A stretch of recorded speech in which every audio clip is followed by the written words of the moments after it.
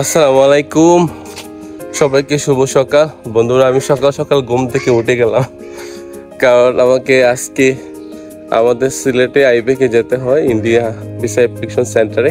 যেহেতু আজকে আমার অ্যাপ্লিকেশন সাবমিটের ডেট, তো খুব তাড়াতাড়ি সকাল ঘুম থেকে উঠে গেলাম। দেখুন, আমার বাজারটা একদম খালি লাগতেছে, ঘুমও ভালো করে হয় নাই। যেহেতু একজন ভ্রমণকারী, আমাকে ভিসাটা দরকার।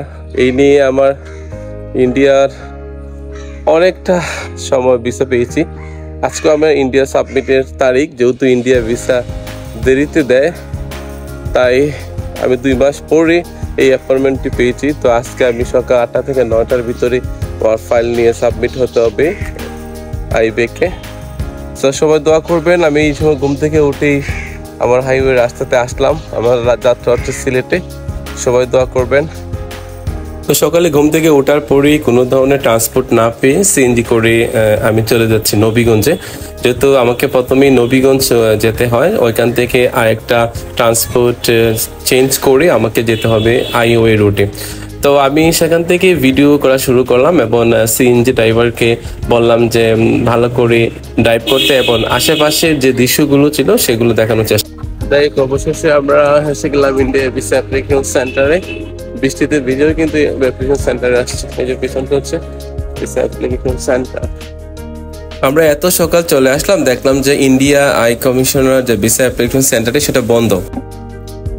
তো ভিউয়ার্স, আমি পেয়ে গেলাম ইন্ডিয়ার যে টোকনটি, আমাকে ডেলিভারি নেওয়ার জন্য বলা হয়েছে এবং ডেলিভারি ডেটটা দেওয়া হয়েছে আপনার 10/7/2024 জুলাইয়ের 10 তারিখে আমাকে আইবেক আমাকে ডেলিভারি স্লিপটি দিল। আমি সম্পূর্ণ সাকসেস ভাবে ইন্ডিয়া অ্যাপ্লিকেশন সেন্টারে আমার ফাইলটি সাবমিট করে আসলাম এবং আমার পাসপোর্টটি জমা দিয়ে আসলাম। তবে এতদিন লাগার কথা না, রিসেন্টলি আমি 7 থেকে 8 দিনের মধ্যেই আমার পাসপোর্টটি পেয়ে যাব এবং ইনশাল্লাহ আপনাদের দোয়া ভিসাটাও পেয়ে যাব।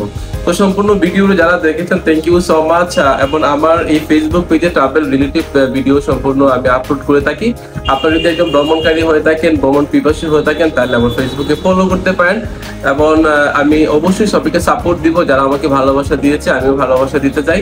তো ভিডিওটি কেমন লাগলো অবশ্যই জানাবেন। আর ইন্ডিয়া ভিসা প্রসেস সম্পর্কে যদি কোনো ধরনের ইনফরমেশন জানতে চান, অবশ্যই আমাকে ইনবক্স করবেন। Thank you so much.